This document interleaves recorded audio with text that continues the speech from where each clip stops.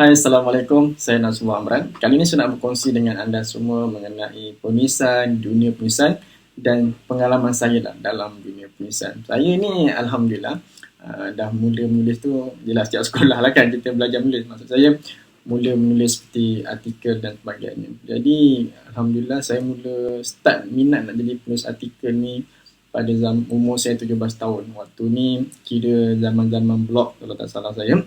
Dan kakak saya ni bawa balik buku, dia bawa balik buku Hilal Ashraf. Kemudian dia selalulah sebut-sebut nama, antaranya nama Amin Ashraf. So kita jadi nak tahu. So saya pun buka tengok blog-blog diorang ni kan. So tengok wow bestnya jadi orang kata apa, orang yang dikenali melalui penulisan. So daripada situ dah start ada niat dah cuba buat blog tapi tak berhasil lah waktu tu kan. Sebab beberapa kekangan kita budak-budak kan, sekolah menengah lagi sibuk, duduk asrama. Kemudian Alhamdulillah di peringkat diploma di Kolej Universiti Islam Sultan Azlan Shah, sekarang dah jadi Universiti Sultan Azlan Shah di Kuala Kangsar Perak. Saya bertemu dengan Ustaz Azmi bin Ahmad, seorang pensyarah dan juga seorang penulis. Jadi saya dengan sahabat saya Ustaz Hafizuddin Syafi'i, saya ingat lagi kita orang ni ada cita-cita yang sama nak penulis. So kita orang pergi jumpa Ustaz Azmi ni, kita tanya macam mana, dan Ustaz Azmi suruh buat artikel. Saya pun buatlah artikel, kemudian hantar, dikritik dan sebagainya. Dan saya ingat lagi, apa yang saya buat adalah saya beli satu buku sekolah rendah yang tebal dia, yang 120 muka surat tu kan, lebih kurang. Saya menulis saja sampai saya target apa, buku ni penuh. Saya tulis. Kelas kalau leci tak masuk saya menulis kan. Ada kawan-kawan tanya, Nas kau buat apa? Saya ingat lagi.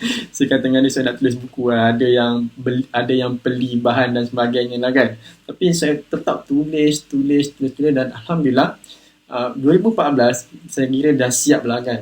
Tulisan saya yang pertama, saya beri tajuk buku tu Sentiasa Bermula. Kemudian saya hantar.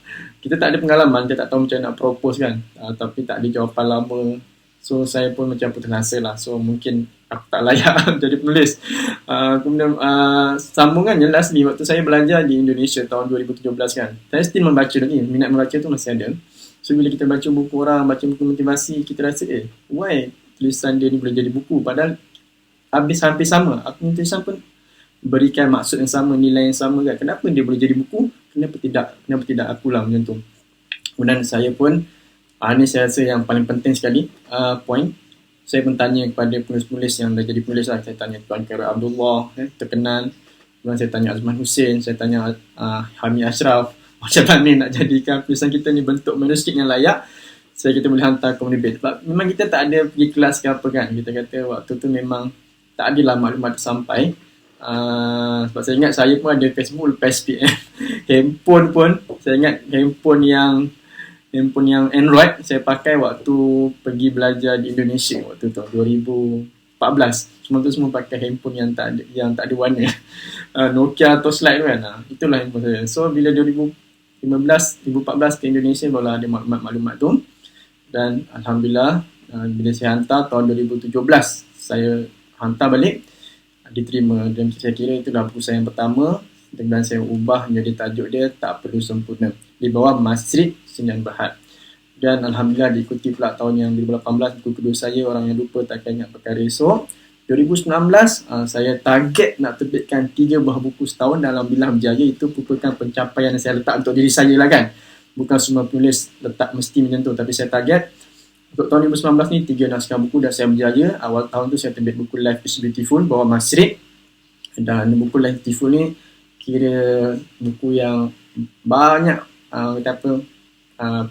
kemajuan lah untuk diri saya. Dan Alhamdulillah mendapat sambutan yang sangat baik juga. Dan buku yang keempat Surat Cinta Untuk Isteri, yang ini terbitan pertama saya, cetakan peribadi.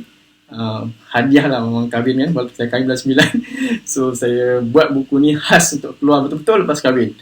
Saya ambil masa lebih kurang 2 bulan untuk buat buku ni. Kemudian buku saya yang kelima Super Image di bawah PTS. Yang ini buku ni berkisarkan mengenai modul ataupun bahan-bahan ceramah saya dalam training saya. So apa yang saya nak kongsikan kali ini adalah mengenai penulisan. Dia bukan sekadar hobi tu. Sebenarnya dah ramai orang menjadikan penulisan ni sebagai kerjaya ataupun kerja yang tetap. Kita ada Hilal Ashraf, kita ada Shah Nur Ismail, penulis buku Mr. Grey, dan juga Tuan Anas Mikael. Kita ada lagi Ramli Awam Mursyid, banyak lagi penulis, bahkan luar negara seperti J.K. Rowling dan sebagainya lah, dan lain-lain. So ada keuntungan dunia dan paling penting bagi saya lah ada keuntungan akhirat apabila kita dapat berkongsi hal-hal yang positif kepada orang yang baca. Kadang-kadang saya pun ada terima orang tag, orang dia akan ambil petikan dalam buku kita kan. So dia rasa macam wow kan, orang rasa termotivasi, terasa positif ataupun lega. So kita rasa oh inilah kebajikan kita lah kan untuk akhirat nanti. Jadi kalau anda bertanya macam mana nak jadi penulis, saya boleh share satu kata-kata daripada Sama Said. Dia kata apa? Kalau anda menjadi penulis, syarat dia pertama membaca, kedua membaca, ketiga membaca, dan keempat menulis. Maksudnya apa? Kena banyak membaca. Betul. Nak jadi penulis motivasi, kena banyak baca buku motivasi. Nak jadi penulis novel, kena banyak baca buku novel. Nak jadi penulis parenting, kena banyak baca buku parenting. Kewangan, kena banyak baca buku kewangan dan sebagainya. Yang berkaitan itu, kita kena baca buku itu.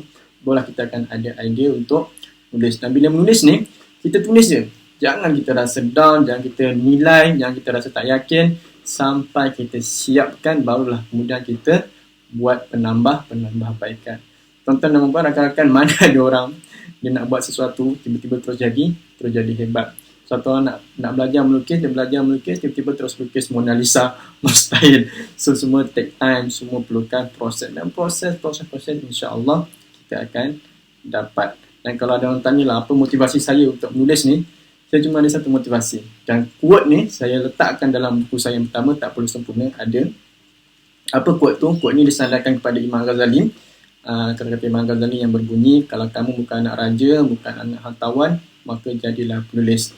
Dan Alhamdulillah setelah orang kata apa 3-4 tahun dalam dunia penulisan ni, saya rasa wow, betul lah maksud quote ni betul. Kalau kamu bukan anak raja atau bukan anak hartawan, maka jadilah penulis. Nak tahu kenapa? So jadilah penulis.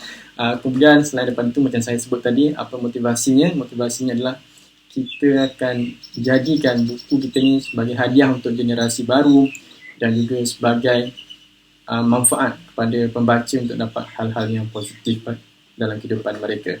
Jadi wallahualam, itulah sebuah sedikit mengenai penulisan dan dunia penulisan serta pengalaman saya dalam dunia penulisan.